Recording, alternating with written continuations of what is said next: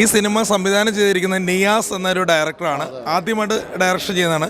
അദ്ദേഹത്തിൻ്റെ നല്ല സംവിധാനമാണ്. അതുപോലെ കലാഭവൻ നവാസ്ക, രഗനാത്ത ഇവർ രണ്ടുപേരും മത്സരിച്ച് അഭിനയിച്ചിരിക്കുകയാണ്. കണ്ണാടിക്കടവത്ത് പോലത്തെ സിനിമകൾ നമ്മൾ കണ്ടാണ് ഇവരുടെ ജോഡി.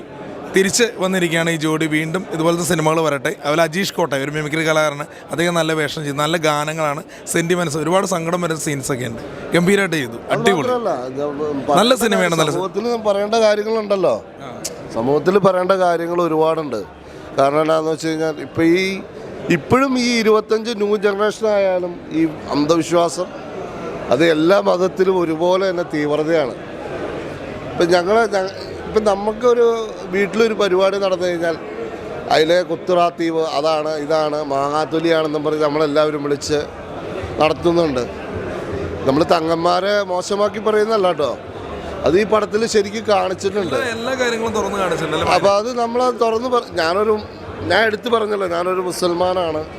അപ്പോൾ ഇതിൻ്റെ അകത്ത് അങ്ങനെ ഒരു ഇത് കൊടുക്കുമ്പോൾ ഈ ഒരു സന്ദേശം ജനങ്ങൾ മനസ്സിലാക്കേണ്ടതാണ്. അത് എന്തായാലും ഇതിനകത്തുണ്ട്, കാണണം എന്ന് മാത്രമേ എനിക്ക് പറയാനുള്ളൂ.